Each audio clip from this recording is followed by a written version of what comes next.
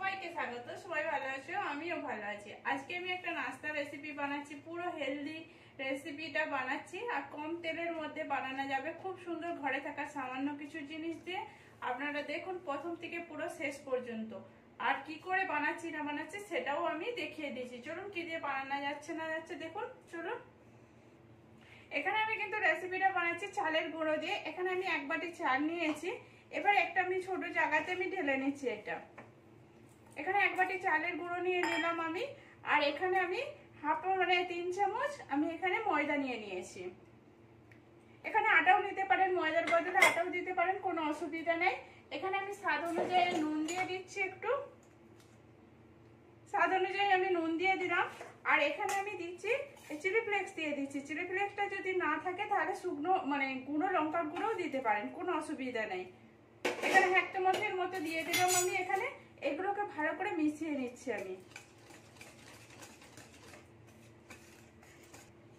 এখানে আমি কিন্তু সবগুলো একসাথে মিশিয়ে নিয়েছি। এবার আমি অল্প অল্প করে জল দিচ্ছি, একসাথে দেবো না, একটু অল্প অল্প করে জল দিয়ে দেবো।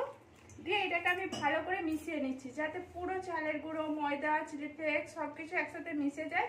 আর একসঙ্গে বেশি করে জলটা দিয়ে দিলে পাতলা হয়ে যেতে পারে, এই জন্য আমি অল্প অল্প করে জল দিয়ে ভালো করে মিশিয়ে নিচ্ছি এটাকে।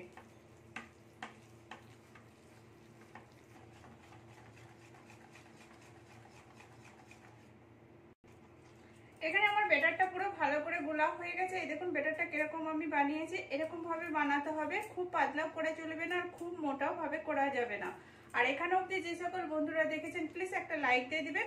পুরনো বন্ধুদের অসংখ্য ধন্যবাদ, নতুন বন্ধুদের জানাচ্ছি আমার ভিডিওটা যদি একটু ভালো লেগে থাকে সাবস্ক্রাইব করে পাশে থাকবেন প্লিজ। এখানে দেখুন আমার পুরোটা ভালো করে হয়ে গেছে মাখানা। এবার আমি কিছু সবজি অ্যাড করে নিচ্ছি। এখানে আমি আলুটাকে গ্রেট করে রেখেছিলাম, একটা আলু, সেই আলুটাকে আমি দিয়ে দিচ্ছি। এবার এখানে যদি চালের গুঁড়ো, ময়দাটার পরিমাণটা একটু বেশি দেন তাহলে আলুর পরিমাণটাও একটু বেশি দিয়ে দেবেন। এখানে আমি একটাই আলু দিয়েছি। এবারে আমি কিছু সবজি দিয়ে দিচ্ছি। এখানে আমি আর দেখলাম গাজরটাকেও গ্রেট করে রেখেছিলাম, গাজরটাও দিয়ে দিলাম। হাফ গাজর দিয়েছি আমি, এখানে হাফ টমেটো দিয়েছি। এটা আপনারা দিতেও পারেন নাও পারেন, হাতের কাছে যদি থাকে দিবেন, নাহলে তো আলুটা দিয়েও বানালে হয়ে যাবে। এখানে হাফ ক্যাপসিকাম কুচি দিয়েছি, ছোট ছোট করে কুচিয়ে নিয়েছিলাম। আর সামান্য পরিমাণে আমি ধনেপাতা কুচি দিয়ে দিলাম। দিয়ে এইগুলোকে আমি ভালো করে মিশিয়ে নিচ্ছি একসাথে।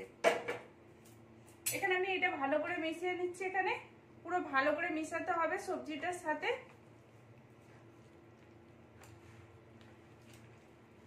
দেখুন পুরোটা ভালো করে মিশিয়ে নিচ্ছি।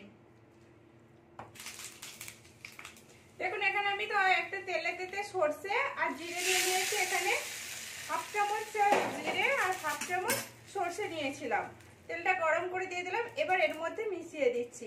আপনারা যদি কালো সরষেটা না খেতে চান তাহলে সাদা সরষেটাও দেবেন, কোনো অসুবিধা নেই। আমি কালো সরষেটাই দিয়ে দিলাম, কারণ অনেক সময় কালো সরষে তিতো লাগে ভাবে খেতে চায় না, সেই জন্য সাদা সরষেটা দিলেও কোনো অসুবিধা হবে না। এটা ভালো করে আমি মিশিয়ে নিচ্ছি। মিশিয়ে নিলে এখানে আমার পুরোটা কমপ্লিট হয়ে যাবে। এখানে আমি একটা তাওয়া বসিয়ে নিয়েছি। এবার আমি একটু তেল বুলিয়ে নিচ্ছি, অল্প তেল ব্রাশে করে বুলিয়ে নিচ্ছি। এই দেখুন।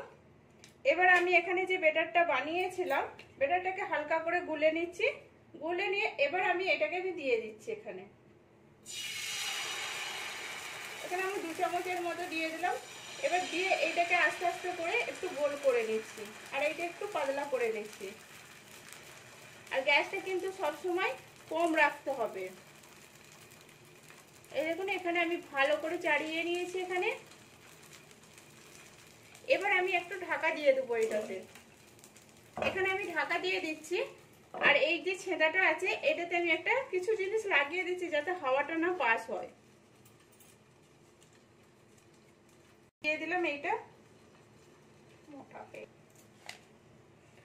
এখানে আমি ছেঁদাটাকেও পুরো ভালো করে ঢাকা বুঝিয়ে দিলাম, মানে বন্ধ করে দিলাম যাতে হাওয়াটা না বেরোয়। এটা এবার 5 মিনিটের মতো অপেক্ষা করব আমি। খুলে দেখছি 5 মিনিটের মতো আমার এখানে হয়ে গেছে। এবার এখানে একটু অল্প করে তেল দিয়ে দিচ্ছি, না দিলেও কোনো অসুবিধা নেই, আমি একটু হালকা করে দিয়ে দিচ্ছি, ব্রাশে করে লাগিয়ে দিচ্ছি। এবার এটাকে আমি উল্টে দেবো, আস্তে আস্তে উল্টে নিচ্ছি। এই দেখুন আমার হয়ে গেছে বলে আমার উল্টানোও যাবে। এই দেখুন